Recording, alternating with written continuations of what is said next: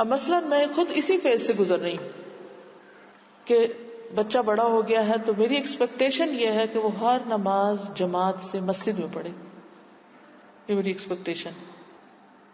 لیکن میں اس پر مستقل ابھی کام کر رہی ہوں، فیسیلیٹیٹ بھی کر رہی ہوں، یاد دہانی بھی کراتی ہوں. حتیٰ کہ جیسے گھر میں نہیں، دور ہے، اذان ہو گئی ہے تو بعض کا ٹیکسٹ میسج کر دیتی ہوں اذان ہو گئی ہے.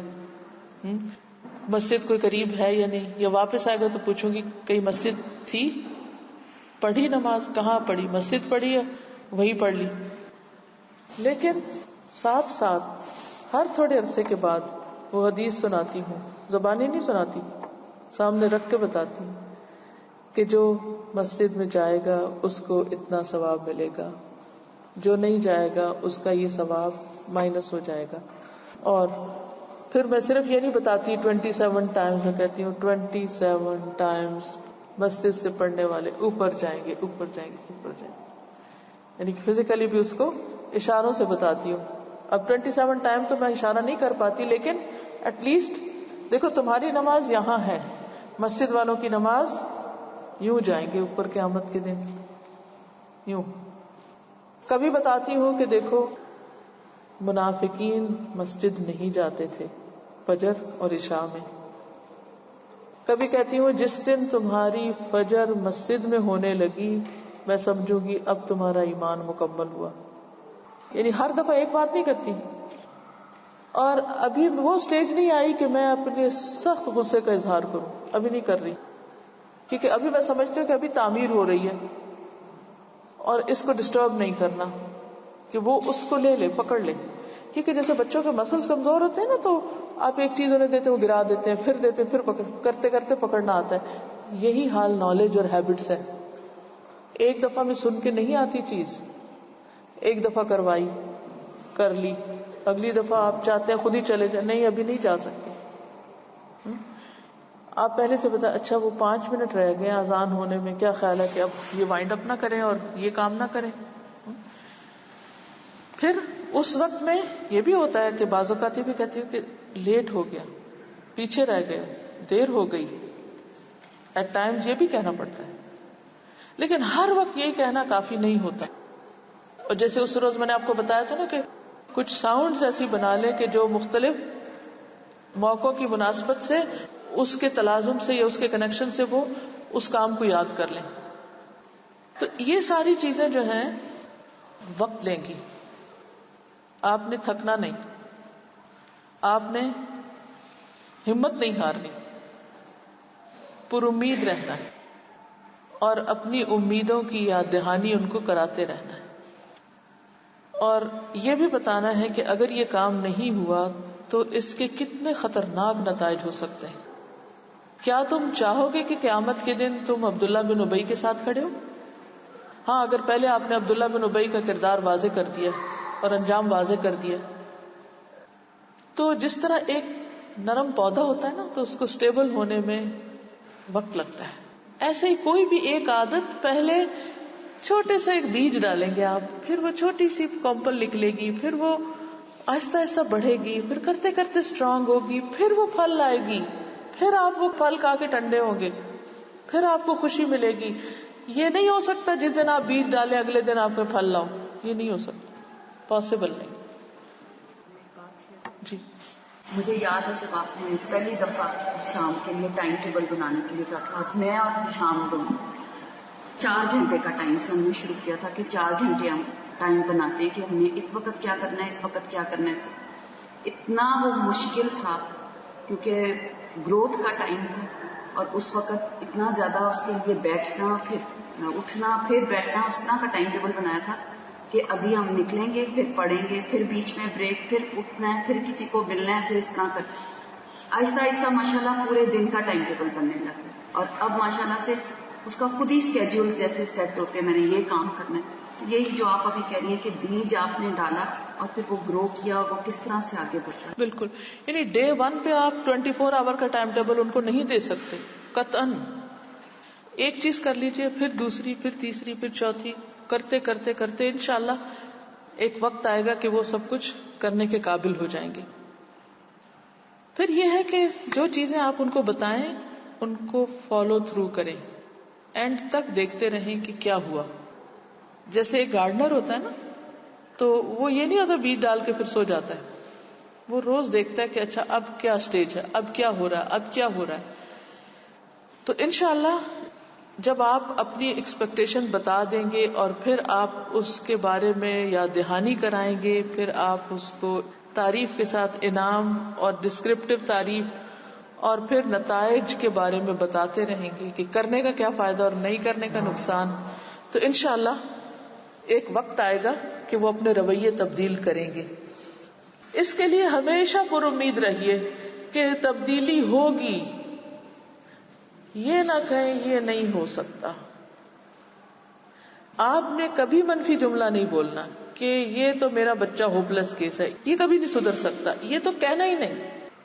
ضرور سدھرے گا انشاءاللہ, کیوں نہیں, کیونکہ اللہ تعالیٰ نے ان کو فطرت پر پیدا کیا ہے, اسلام پر پیدا کیا ہے, اطاعت پر پیدا کیا ہے, نافرمانی کے لیے پیدا نہیں کیا. یہ خیر ان کے اندر ہے. ہمارا ٹیسٹ ہے کہ ہم اس کو کس طرح باہر نکالتے ہیں اور کس طرح اس کو ان کے اندر پختہ کرتے ہیں. ماں کا اجر اسی لیے 3 گنا زیادہ ہے باپ کے مقابلے میں, درجہ اور مقام, کہ وہ محنت زیادہ کرتی. میں نہیں کہتی کہ یہ صرف آپ ہی کا کام ہے, آپ کے ہسبینڈز کو بھی اس میں ذمہ داری ادا کرنی ہے, نبھانی ہے, لیکن ان سے زیادہ آپ کی ذمہ داری. تو بہرحال یہ تھا پہلا حصہ. اب ہم دیکھیں گے کہ نبی صلی اللہ علیہ وسلم کی سنت میں ہمیں یہ رویے کس طرح ملتے ہیں, آپ کا طریقہ تربیت کیا تھا, کیونکہ آپ کو جو کام سپرد کیے گئے تھے وہ کیا تھا, یتلو علیہم آیاتہ ویزکیہم. تو یہ تزکیہ کس طرح کیا آپ نے, کیونکہ آپ سب سے کامیاب انسان ہیں. جو جنریشن آپ نے تیار کی اس جیسی کوئی جنریشن نہیں. وہ کون سے اصول تھے, وہ کون سے طریقے تھے, آپ کیا کرتے تھے اور ہمیں کیا کرنا ہے. ٹھیک ہے, ہم بات کر رہے تھے کہ والدین فیڈ بیک کے لیے فوری طور پر بےتاب ہو جاتے ہیں اور ہمت ہار جاتے ہیں کہ انہیں ان کی کوششوں کا بھرپور صلہ نہیں مل رہا. لیکن ایسا نہیں. بچوں کی تربیت ایک صبر آزما کام ہے, ایک مستقل مزاجی کے ساتھ کرنے والا کام ہے. اس لیے ہمیں مختلف طریقے آزماتے رہنا چاہیے, تعریف کے ساتھ ساتھ یاد دہانی بھی کراتے رہیں اور اپنی امیدیں بتا کر انہیں فرمانبرداری کا احساس دلاتے رہیں. تو انشاءاللہ ان کی نہ بھی ہاں میں بدل جائے گی اگر ہمارا منفی رویہ مثبت ہو گیا. پہلے ہمیں اپنی نہ کو ہاں میں بدلنا ہے, مسئلے کو امید میں بدلنا ہے, ان کو اعتماد دینا ہے, ٹائم دینا ہے اور صبر کے ساتھ ان کی ہمت افزائی کرتے رہنا ہے اور خود مایوسی کا شکار نہیں ہونا. تو بچوں کی تربیت میں صبر سے کام لینا چاہیے, یہ اہم ترین اصول ہے. ابن عمر رضی اللہ عنہ فرماتے ہیں کہ رسول اللہ صلی اللہ علیہ وسلم نے فرمایا, جو مومن لوگوں سے میل جول رکھے اور ان کی ایذاؤں پر صبر کرے اسے زیادہ ثواب ہوتا ہے اس مومن کی نسبت جو لوگوں سے میل جول نہ رکھے اور ان کی ایذا پر صبر نہ کرے.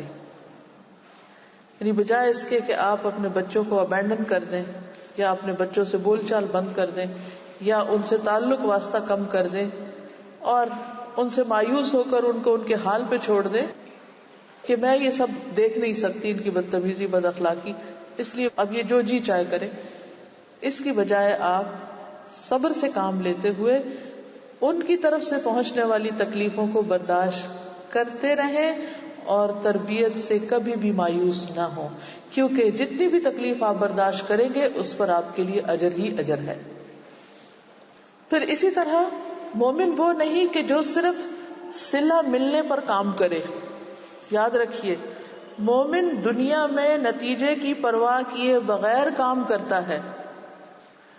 اگر آپ کی کوشش کے باوجود بھی بچے نہیں سنورے, وہ نہیں ٹھیک ہوئے, یا جس سے آپ احسان کر رہے ہیں وہ نہیں اس کا رویہ تبدیل ہوا, چاہے وہ آپ کا شوہر ہے یا بہن بھائی یا کوئی بھی, تو بھی آپ اپنا کام نہیں چھوڑیں گے, اپنی طرف سے بھلائی کرتے رہیں گے مرتے دم تک کوشش جاری رکھیں گے.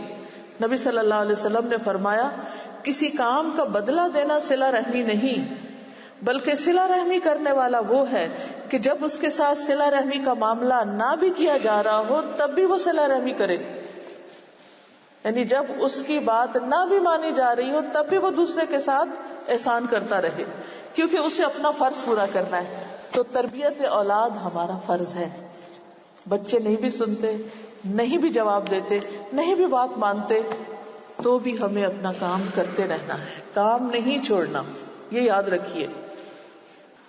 پھر اسی طرح میں نے آپ سے یہ ذکر کیا تھا کہ بچوں کی تربیت میں جو چیز خلل اندازی ڈالتی ہے وہ ان کی سوچوں، ان کے کاموں، ان کی دنیا میں بار بار انٹرفیرنس اور روک ٹوک. بار بار کی روک ٹوک سے بچیے.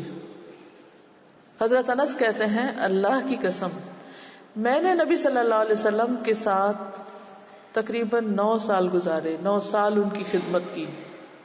مجھے نہیں معلوم کہ کبھی آپ نے کسی کام کے لیے جو میں نے کیا ہو یہ فرمایا کہ تم نے ایسا کیوں کیا، اور نہ ہی اس کام کے لیے جسے میں نے چھوڑ دیا ہو آپ نے یوں فرمایا کہ تم نے ایسا کیوں نہیں کیا. انس بچے تھے، 10 سال کی عمر میں ان کی والدہ ان کے پاس لائی تھی اور ساری ٹین ایج انہوں نے حضور صلی اللہ علیہ وسلم کے ساتھ گزاری تھی. لیکن آپ ان کو بار بار ٹوکتے نہیں تھے، یہ کیوں کر دیا وہ کیوں نہیں کیا. ہر وقت کی روک ٹوک، نوک جھونک اچھی نہیں ہوتی. لمبی لمبی انسٹرکشنز اور لمبی لمبی نصیحتیں اچھی نہیں ہوتی. خاص طور پر لوگوں کے سامنے ان کو بے عزت کرنا اور ان کو مجبور کرنا کہ وہ مخصوص کام کریں، یہ درست نہیں. اس سے بچیں. اصل میں ہم ایسا کرتے کیوں؟ میں نے اس بات کو بھی اپنے اوپر لا کر دیکھا کہ ہم بچوں کے ساتھ کیوں ایسا کرتے ہیں کسی اور کے سامنے. دراصل ہم خود کو بری ذمہ ثابت کرنا چاہتے ہیں. ہم بہت سمجھاتے ہیں ان کو، یہ نہیں ہماری بات سمجھتے، اس لیے اگر یہ بدتمیزی کر رہے ہیں تو یہ خود ذمہ دار ہے، ہم نہیں ہیں. ہم تو سمجھا چکے اور دیکھو تمہارے سامنے بھی سمجھا رہے ہیں. اس سے کام ختم نہیں ہوگا، اس سے فرض پورا نہیں ہوگا. ہمیں اپنا فرض صبر کے ساتھ ادا کرتے رہنا ہے. اور حضرت انس کی یہ مثال یاد رکھنی ہے کہ نبی صلی اللہ علیہ وسلم نے ان کو بہت زیادہ روک ٹوک نہیں کی، بہت زیادہ انٹرفیئر نہیں کیا ان کے کاموں میں، کیونکہ انٹرفیئرنس سے بچے کے تخیلات پر بھی اثر پڑتا ہے. تو بعض اوقات جیسے میں اپنے بچے کو آواز دیتی ہوں نا، ایک دیتی ہوں اچھا میں آ رہا ہوں، پھر میں جا کے دیکھتی ہوں تو وہ اپنے خیالوں میں بیٹھا ہوتا ہے یا کوئی کاپی لے کے کچھ کر رہا ہوتا ہے. پھر میں سوچتی ہوں کہ میں تھوڑی دیر چھوڑ کیوں نہیں دیتی. اس وقت کیا پتا یہ اس کی کوئی ٹرین آف تھاٹس چل رہی ہو اور وہ کسی نتیجے پہ پہنچنا چاہتا ہو اور میں بار بار اس کو ڈسٹرب کری، کرو کرو کرو. ابھی مجھے یہ یاد دلا رہی ہے کہ آپ جب مجھے کہتی تھی کوئی کام تو کہتی تھی کہ صرف ایک دفعہ دروازہ ناک کرنا ہے، بار بار نہیں کرنا. جیسے ہوتا ہے نا کہ بچے کو یاد دہانی کرانی ہوتی تو ہم سر پہ سوار ہو کے کھڑے ہو جاتے ہیں، اس کو ٹائم نہیں دیتے. تو ہمیشہ ایک دفعہ ناک کر کے چھوڑ دیں، تھوڑا وہ اپنے ہوش میں آ جائے. کیونکہ اکثر ایسا ہوتا ہے نا بچے اٹھتے تو خواب سنانے لگتے، ماما آپ نے میرا خواب ڈسٹرب کر دیا، میں ایک ڈریم دیکھ رہا تھا اور آپ نے دروازہ ناک کر دیا.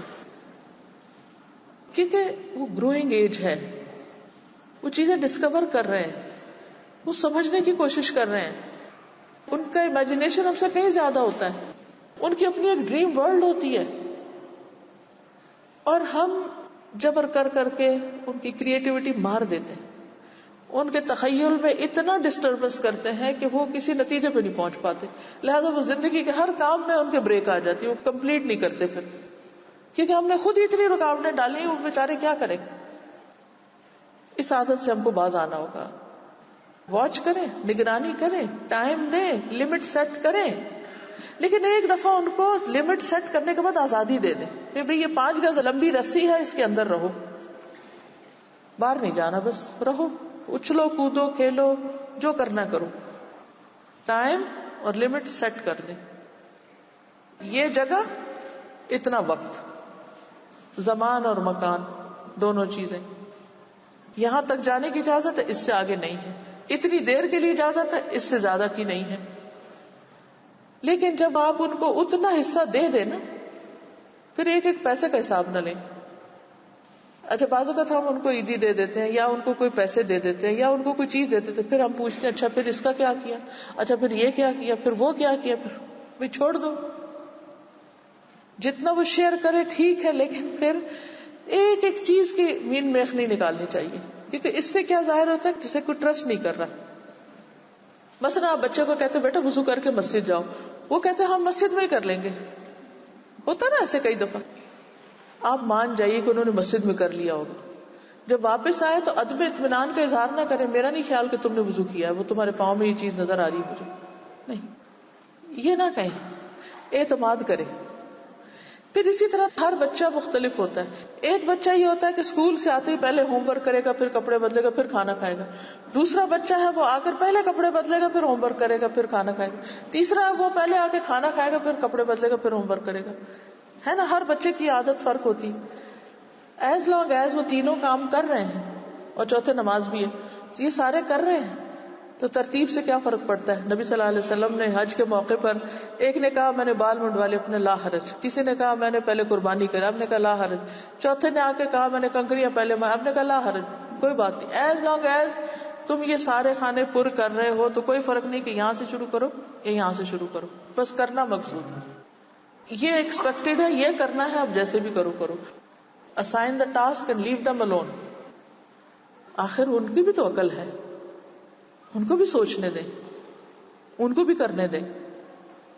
کیونکہ اصلاح کی نیت سے بھی کسی کے پیچھے پڑ جانا بگاڑ پیدا کرتا ہے. پیچھے نہ پڑے، پیچھا چھوڑ دے.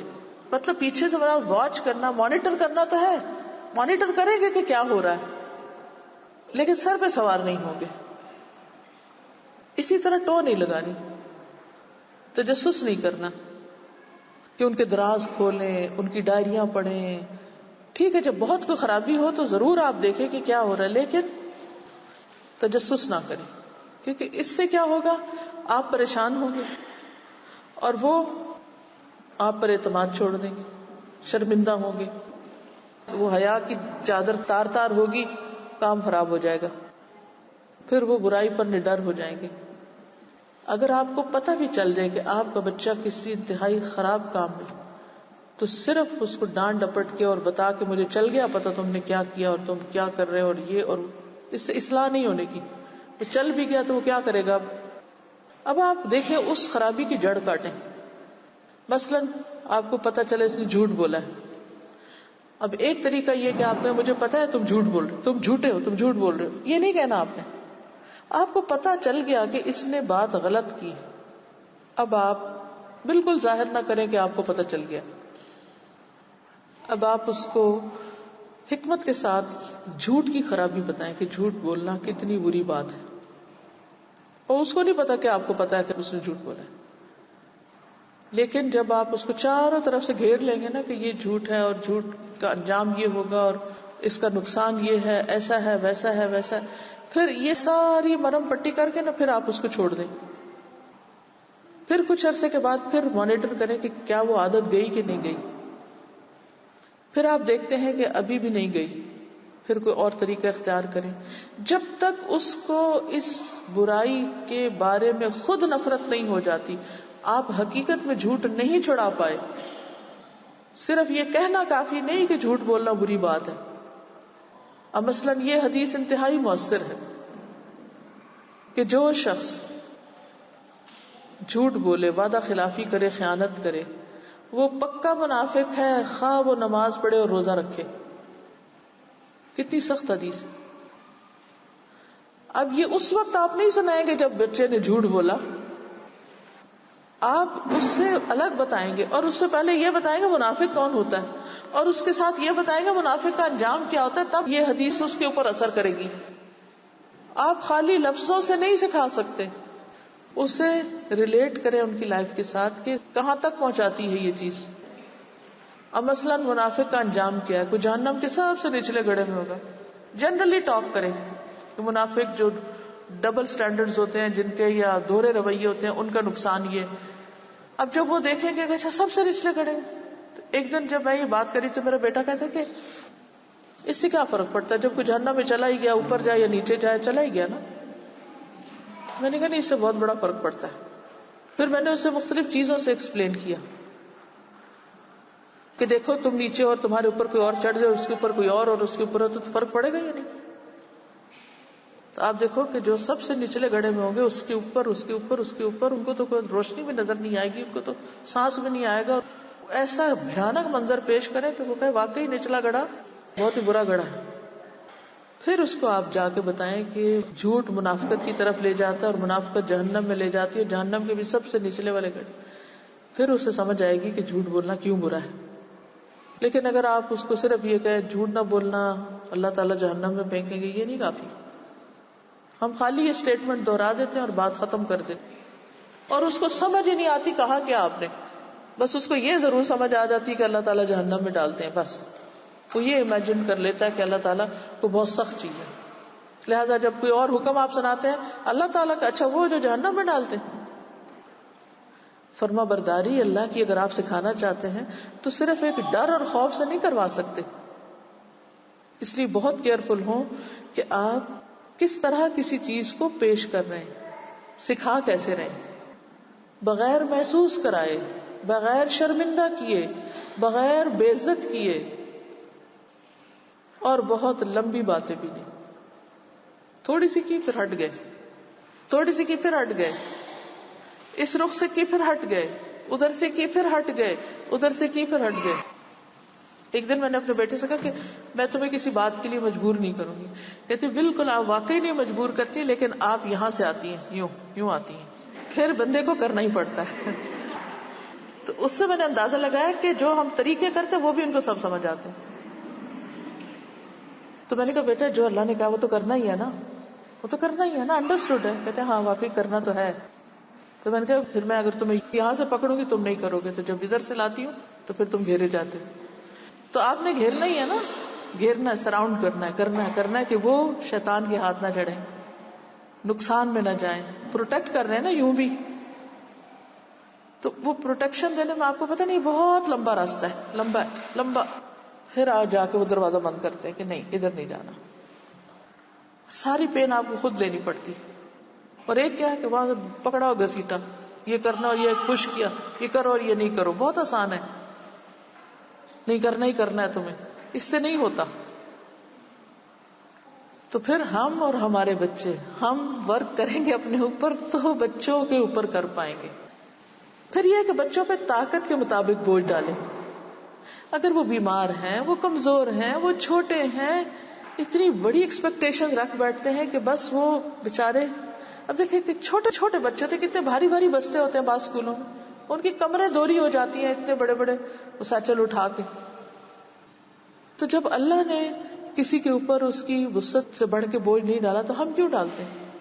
فاتقوا اللہ ما استطعتم، اللہ سے ڈرو جتنی تم میں استطاعت ہے. لا یکلف اللہ نفسا الا وسعها. تو ایسا کام نہ کہیں کہ جو ان کے ہمت سے باہر ہو. نبی صلی اللہ علیہ وسلم نے فرمایا کہ میں اپنی امت کے لیے اگر اس چیز کو شاق نہ سمجھتا تو ہر نماز کے ساتھ مسواک کا حکم دیتا. یہ میں نے دیکھا کہ تمہارے لیے بوجھ ہو جائے گا تو اس لیے میں تمہیں حکم نہیں دے رہا. لیکن یہ کہہ کے چھوڑ دیا اور ساتھ اتنی فضیلتیں مسواک کی بتائی کہ وہ شاق بھی ہو تو ہم کہتے ہیں نہیں کر ہی لیں کسی طرح. پھر اٹھا ہی لیتے ہیں جب وضو کرنے جاتے ہیں تو کہتے ہیں کچھ کر ہی لیں کیونکہ نماز کا اجر اتنے گنا بڑھ جائے گا. تو اس طریقے سے ہم ان کو کسی مشقت میں نہ ڈالیں کہ جو وہ کر نہ سکے. جو سبجیکٹ ان کے انٹرسٹ کا نہیں وہ ان کو زبردستی پڑھانے کی کوشش نہ کریں. اب مثلا بعض بچوں کو سائنس سبجیکٹ بالکل پسند نہیں ہوتے لیکن ان کو پڑھنے ہوتے ہیں تبھی وہ جا کے اپنا ہائی اسکول کمپلیٹ کر سکتے ہیں. تو اب آپ نے ان میں یہ شوق پیدا کرنا ہے کہ دیکھو اس کے پڑھنے سے تمہیں کیا فائدہ ہوگا، اس کے پڑھنے سے تمہیں کیا باتیں پتہ چلیں گی. ٹھیک ہے تم آگے نہیں پڑھنا لیکن اس لیول تک پڑھ لو، کیونکہ اگر کوئی تم سے بات کرے گا تو تم تو بدھو بن کے بیٹھے رہے، تمہیں سمجھ نہیں آئے گی کہ کیا بات ہو رہی. تو تمہیں پتہ تو ہونا چاہیے. ٹھیک ہے تم اس کو اپنا پروفیشن نہیں بناؤ لیکن ایٹ لیسٹ جان تو لو کہ یہ کیا چیز ہے. مثال کے طور پر یعنی اس کو اس طریقے سے سمجھائیں کہ اس کے لیے مشکل آسان ہو جائے، جو کام وہ نہیں کرنا چاہتا وہ کر پائے. اس کو اس طرح سے ایکسپلین کریں یا اس کو فیسیلیٹیٹ کریں یا اس کو سمجھائیں. پھر اسی طرح ایک وقت میں ایک رویے کی اصلاح کریں. مثلا ایک سینٹینس میں یا ایک وقت میں اتنی تقریر نہ کریں تم نماز بھی وقت پہ نہیں پڑھتے, تم قرآن بھی روز نہیں پڑھتے, تم فلانا بھی روز نہیں کرتے, تم یہ بھی نہیں کرتے, وہ بھی نہیں کرتے, نہ تم اپنا یونیفارم چینج کرتے, تم میں یہ بھی خراب. جب ہمیں غصہ آتا ہے نا پھر ہم اول سے آخر تک سب گنوا ڈالتے ہیں. اس کا کوئی فائدہ نہیں, کوئی فائدہ نہیں. اس صرف ہم اپنی انرجی ویسٹ کر رہے ہیں. اس انرجی کو کہیں اور لگائیے, صبر میں لگا لیجیے. ٹھیک ہے, one step at a time. ایک وقت میں ایک مسئلے کو حل کریں پہلے, جب وہ ذرا ٹھیک ہو جائے تو دوسرے پر آ جائیں. اور یہ بھی میں نے اپنے بچوں سے سیکھا. جب میں ایسی تقریر کرتی تھی, اچھا دیکھو میں جا رہی ہوں, تم نے میرے ہاتھ یہ کرنا, وہ کہتے ہمیں بھول گیا آپ نے کیا کہا, ہمیں ایسے یاد نہیں رہتا. ہمیں کہتے اچھا لکھو یہ اور یہ اور یہ. پھر میں نے کہا کہ نہیں, بہتر ہے کہ میں خود اس کو چھوٹے حصوں میں بانٹوں, ایک وقت میں ایک چیز کر لو. وہ بچے بھی آسانی محسوس کرتے ہیں, ہلکے ہو جاتے ہیں. اچھا بس یہی کرنا ہے, او چھٹی, یہ تو ہم ابھی کر لیں گے, بات ختم. تو ان کے لیے آسانیاں پیدا کیجیے حتیٰ کہ وہ اٹھا پائیں. اب دیکھیں چھوٹے پودے پہ پھل کیوں نہیں لگتے, اسی نہیں لگتے نا, وہ بےچارے خود ہی گر جائیں گے. تو اسی طرح اگر چھوٹے بچوں پہ بڑے بڑے کام ڈال دیں گے تو وہ بعض اوقات نہیں کر پائیں گے. لیکن ان کو انڈر ایسٹیمیٹ بھی نہیں کریں کہ بڑے بھی ہو جائے تو کہیں ابھی بھی نہیں کر سکتے. نہیں, ڈالیں, ڈال کے دیکھیں. اب مثال کے طور پہ جب آپ کسی چیز پہ کچھ رکھنے لگتے ہیں, بوجھ ڈالنا, تو نیچے بھی دیکھتے نا کہ کتنا اٹھا لیا, اتنا, بس اتنا کافی, ہاں اتنا, تو کرتے ہوئے اندازہ بھی ہو جائے گا آپ کو. معاذ بن جبل کہتے ہیں کہ نبی صلی اللہ علیہ وسلم نے مجھے یمن کا حاکم بنا کے بھیجا, تو فرمایا تم اہل کتاب کے لوگوں سے ملو گے تو ان کو اس بات کی طرف بلانا کہ وہ ایک اللہ کو مانے, یعنی اللہ کو ایک مانے اور محمد صلی اللہ علیہ وسلم کو اس کا رسول مان لے. اگر وہ اس کو مان لیں تو ان کو یہ بتانا کہ اللہ نے ہر دن رات میں 5 نمازیں فرض کی. اگر وہ اس کو مان لیں تو ان کو بتانا کہ اللہ نے ان پر زکوٰۃ بھی فرض کی, جو ان کے مالداروں سے لی جائے گی اور ان کے محتاجوں کو دی جائے گی. اگر وہ اس کو مان لیں تو ان کے عمدہ مال کو لینے سے بچنا اور مظلوم کی بد دعا سے بچنا, کیونکہ مظلوم کی بد دعا اور اللہ کے درمیان کوئی پردہ نہیں. گورنر کو یہ انسٹرکشن دی جا رہی ہیں کہ 1 thing at a time کروانا, جا کے اسپیچ لمبی نہیں دینا کہ اللہ نے تمہیں یہ بھی کہا, یہ بھی کہا, یہ بھی کہا, یہ بھی کہا. ان کو تو پتہ ہی نہیں کہ یہ سب کچھ بھی کرنا ہوتا ہے. اب کوئی نیو مسلم ہوتا ہے, پہلے ہی دن اس کو لمبی لسٹ نہ دے دیں. پہلے دن ایک چیز سکھائیں, پھر دوسری سکھائیں, پھر تیسری سکھائیں. قرآن پاک کیوں 23 سال میں نازل ہوا تھا؟ اسی وجہ سے. اور یہ جو لوگ 1 سال میں پڑھتے ہیں پھر گھبراتے ہیں کہ ہمارے عمل میں چینج نہیں آ رہا, وہ بےچارے اسی لیے پریشان ہوتے ہیں. آپ ان کو تسلی دیں کہ ٹھیک ہے, ایک دفعہ آپ پڑھ لیں سارا, اور پھر ایک ایک چیز پر ورک کرتے چلے جائیں. پہلے فرائض کو لے لیں, پھر سنتوں کو, نوافل کو. تو گھبرائیں نہیں, کرتے رہیں اور ان کو بھی ٹائم دیں. ہم لوگوں سے بھی اتنی جلدی ایکسپیکٹیشن رکھ لیتے ہیں, اب اس نے سارا قرآن پڑھ لیا اور اب یہ فرشتہ کیوں نہیں نظر آتا, اور پھر بدنام کرنے لگتے ہیں. کوئی فائدہ نہیں قرآن پڑھنے کا, کیونکہ لوگ تو چینج ہی نہیں ہو رہے. نہیں, گیو دم ٹائم. اس لیے مجھے کبھی گھبراہٹ نہیں ہوتی, پریشانی نہیں ہوتی. اب روزانہ کوئی نہ کوئی چٹ آ جاتی ہے میرے پاس, کوئی مجھے لکھ دیتا ہے آپ کے اسٹوڈنٹ ایسا کرتے ہیں ویسا کرتے ہیں. پھر میں کہتی ہوں وہ انسان ہے, انہیں ٹائم دو. وہ کیسی زندگی گزار رہے تھے, اگر ان کو اللہ نے قرآن کی طرف آنے کی رہنمائی دی ہے, ان کے گھروں کے حالات کیسے, ان کو کیسی کیسی مشکلات کا سامنا ہے, give them time. At least وہ کر تو رہے ہیں نا, وہ اسٹرگل کر رہے ہیں. وہ کرتے کرتے اس اسٹیج پر بھی آ جائیں گے جس پر آپ ہیں یا آپ ان کو دیکھنا چاہتے ہیں. لیکن ڈے 1 پہ ان سے ایکسپیکٹ نہ کریں, مایوسی ہوگی. پھر آپ کا اپنا کام بھی ڈھیلا ہو جائے گا, آپ بھی چھوڑ بیٹھیں گے فائدہ کو نہیں کرنے کا. ان کو انسان سمجھے اور فوراً اپنے آپ کو لے کے اس مقام تک پہنچنے میں مجھے کتنے سال لگے, میں کیوں چاہتی ہوں وہ چیز آج ہی میرے بچوں میں آ جائے یا اسٹوڈنٹس میں آ جائے. ابھی ان کا وہ ٹائم ہے جو میں نے فلاں وقت میں گزارا تھا. تو اس سے انسان مایوس نہیں ہوتا, ایفرٹ لگی رہتی. تو اس ویک کا جو مین تھیم ہے نا, وہ یہ ہے کہ ہمیں مستقل کام کرتے رہنا ہے صبر حکمت کے ساتھ, اور جو کر رہے ہیں اس کو کنٹینیو کرنا ہے مختلف طریقے ایڈ کرتے ہوئے. پھر یہ کہ ترتیب وار کام بتایا کریں, چھوٹے سے بڑے کی طرف جایا کریں. مثلا حضور صلی اللہ علیہ وسلم کی خدمت میں اعرابی حاضر ہوا, عرض کی یا رسول اللہ صلی اللہ علیہ وسلم مجھے کوئی ایسا عمل بتائیے جب میں اس کو کروں تو جنت میں جاؤں. آپ نے فرمایا اللہ کی عبادت کرو, کسی کو اس کا شریک نہ بناؤ, فرض نماز قائم کرو, زکوٰۃ ادا کرو, رمضان کے روزے رکھو. اس نے کہا قسم اس ذات کی جس کے ہاتھ میں میری جان ہے میں نہ اس سے زیادہ کروں گا نہ کم. اور وہ چلا گیا. آپ نے فرمایا جو کسی جنتی کو دیکھنا چاہتا ہے تو اس کو دیکھ لے. وہ پکا عہد کر کے چلا گیا بس میں یہ کر لوں گا. تو اسی طرح جب آپ کسی کو کام دیں تو آپ اسے کہیں کہ یہ 4 کام کر لو, یہ 3 کر لو, یہ 2 کر لو, یہ 1 کر لو. اچھا اگر تم نے کر لیا تو یہ مل جائے گا تمہیں, ایک سٹیپ تم آگے چلے جاؤ. تو اس سے کیا ہوگا کہ اس کے اندر ایک ہمت آ جائے گی کہ ہاں یہ میں کر سکتا ہوں. جب ہم ان کو ان گنت کام دے دیتے تو پھر وہ نہیں کر پاتے. پھر گنتی کی شکل میں 4 کر لو 4 نہ کرو, یعنی آپ اس کو انکریز کر سکتے ہیں نا. جب چھوٹے ہوں تو ایک چیز پھر تھوڑا بڑھائیں پھر بڑھائیں. مثلا ابن عباس سے مروی ہے کہ عبد القیس کا وفد حضور صلی اللہ علیہ وسلم کی خدمت میں حاضر ہوا. کہا کہ ہم ربیہ قبیلے میں سے ہیں اور آپ کی خدمت میں صرف حرمت والے مہینوں میں حاضر ہو سکتے ہیں, کیونکہ راستے میں جنگ و جدل ہوتی ہے, ہم آ نہیں سکتے. اس لیے آپ ہمیں ایسی باتوں کا حکم دیجئے کہ ہم سیکھ لیں اور جا کر پیچھے رہنے والوں کو بھی سکھائیں اور ان کو ان کی دعوت دیں. آپ نے فرمایا میں تمہیں 4 چیزوں کا حکم دیتا ہوں اور 4 چیزوں سے منع کرتا ہوں. 4 چیزیں کرنے کی کیا ہے؟ اللہ پر ایمان. پھر آپ نے اس کی تفصیل بتائی کہ اس بات کی گواہی کہ اللہ کے سوا کوئی معبود نہیں اور میں اللہ کا رسول ہوں.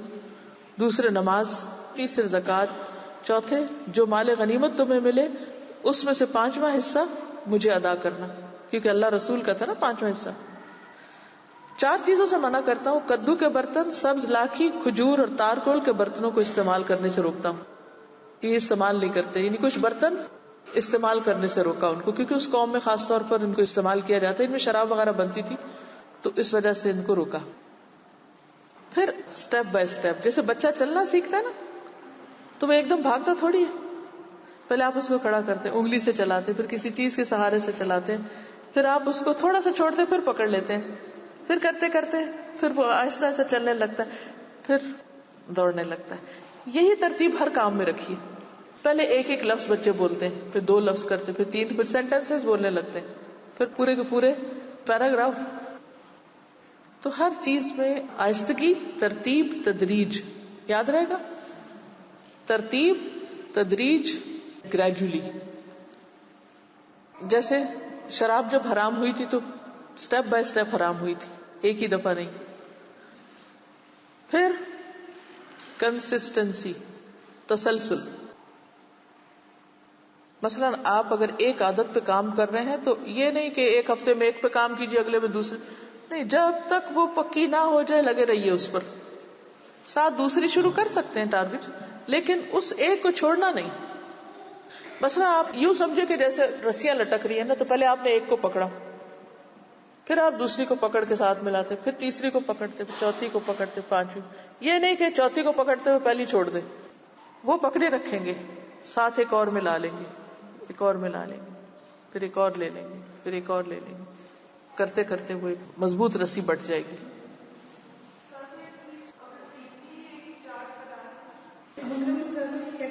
جو نماز وقت پہ پڑھے اس سے ہیپی فیس بنانا ہے, اور جو لیٹ ہو جائے اس سے سیڈ فیس بنانا ہے.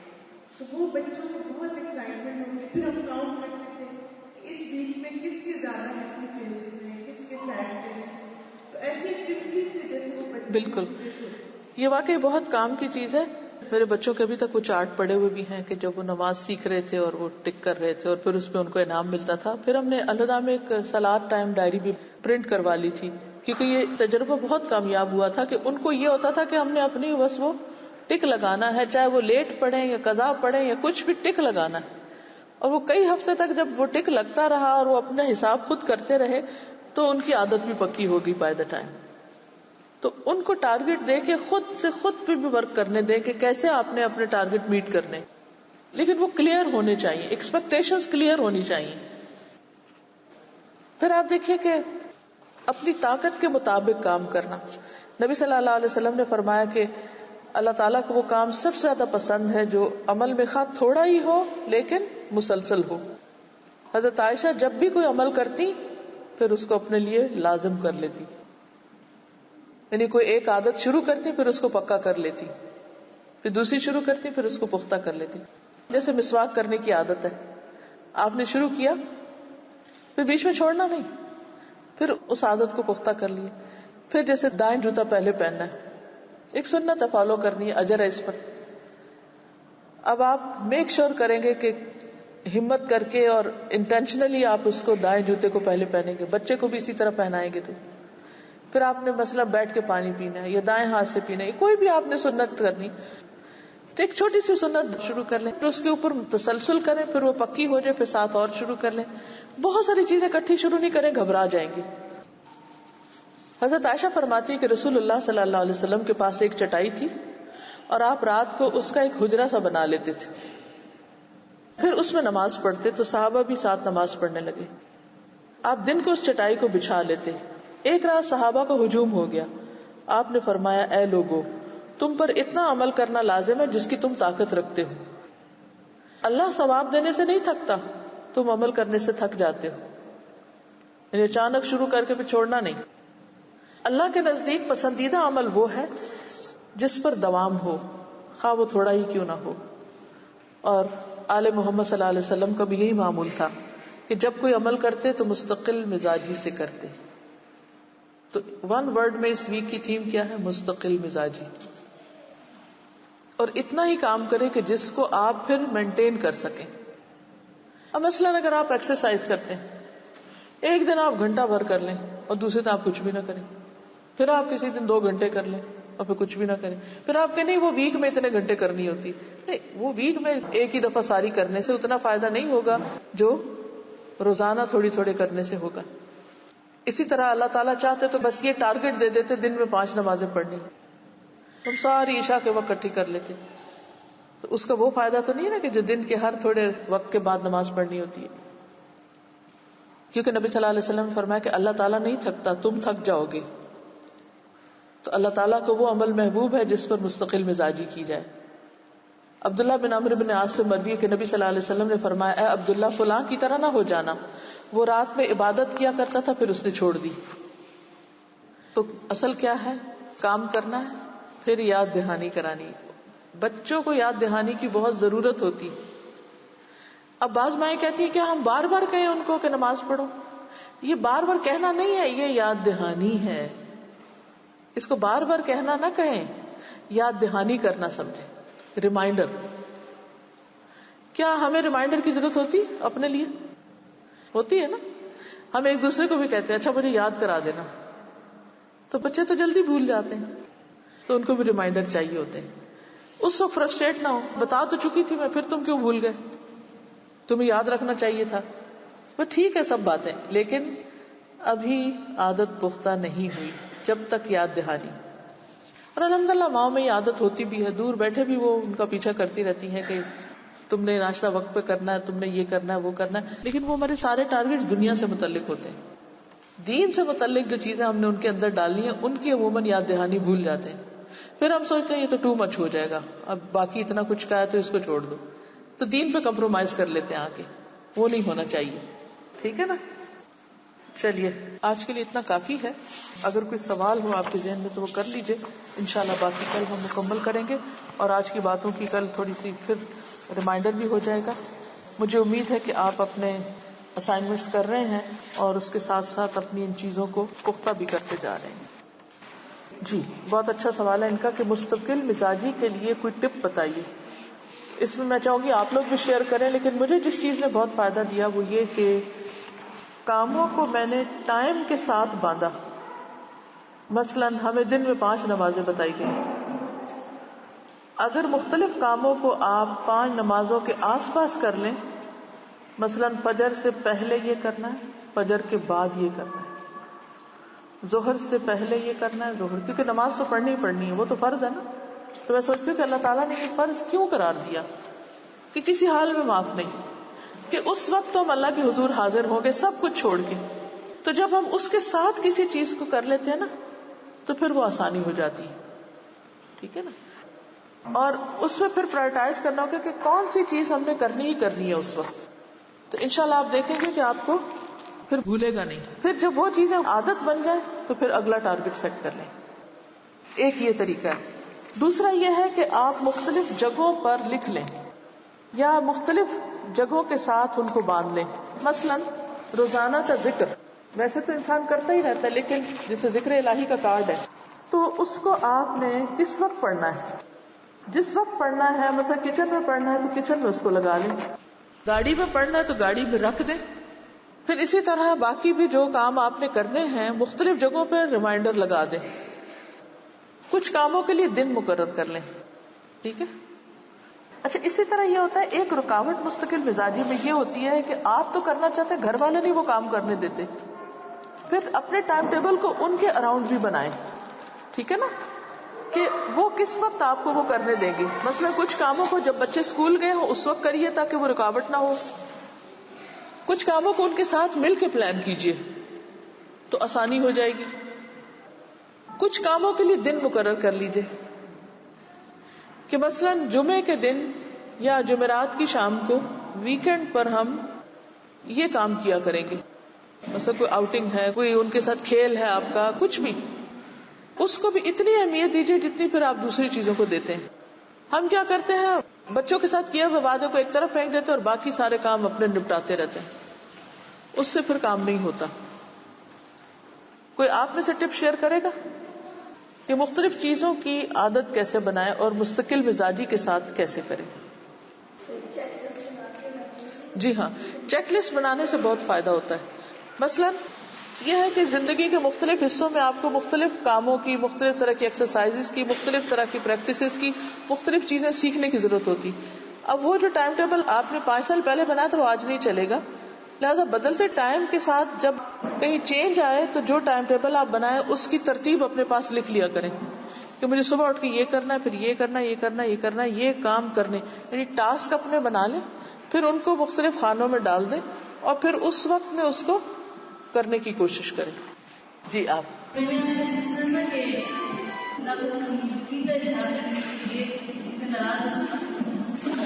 لمٹ کے اندر، اور لمٹ سے مراد یہ ہے کہ ہم نے خود ایسا نمونہ پیش نہیں کرنا کہ خود ہی ناپسندیدہ لگے.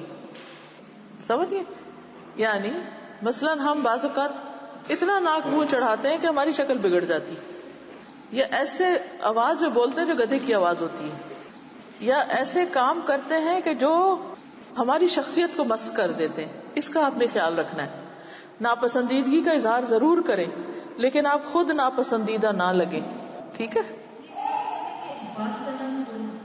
بالکل آپ بتا سکتے ہیں کہ یہ ٹھیک نہیں ہے اور یہ ناقابل قبول ہے، لیکن فرم ہو، اگریسو نہیں ہو، assertive who.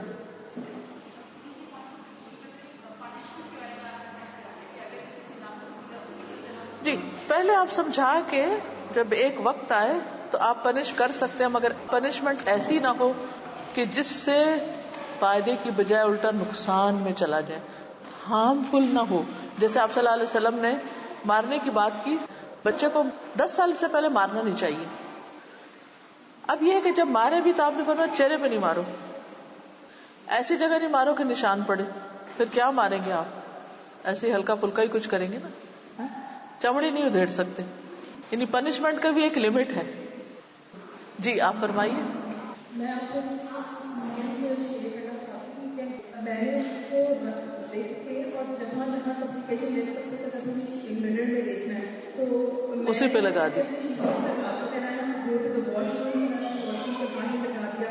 So you know with this ٹپ الحمدللہ I learn most of the supplication. So very good. اب جیسے ابھی تو اسٹیکر بھی ملتے ہیں اور یہ بہت ساری ٹیکنیکس آ گئی. جس ایج میں نے دعائیں سیکھی تھی اس وقت اسٹیکر وغیرہ نہیں اویلیبل تھے، تو میں نے کیا کیا کہ جیسے ہمارے برآمدے کے باہر ایک سنک لگا ہوتا تھا جس پہ ہم وضو کرتے تھے، تو اس کے ساتھ کی دیوار کے اوپر میں نے پینسل سے دعائیں لکھ دی اور پڑھتی رہی. جب وہ یاد ہو گئی تو پھر اس کو صاف کر دیا. تو کوئی بھی طریقہ آپ ایسا کر سکتے ہیں کہ جس سے آپ کو ریمائنڈر ہو کہ آپ وہاں پہنچے تو آپ کو یاد اوہ میں نے یہ پڑھنا ہے، اور پھر آپ پڑھ ہی لیں، پھر وہ کرتے کرتے یہ زبانی یاد ہو جائے گی. ٹھیک ہے. جزاکم اللہ خیرا. سبحانک اللہم و بحمدک نشہد ان لا الہ الا انت نستغفرک و نتوب الیک. السلام علیکم و رحمۃ اللہ وبرکاتہ.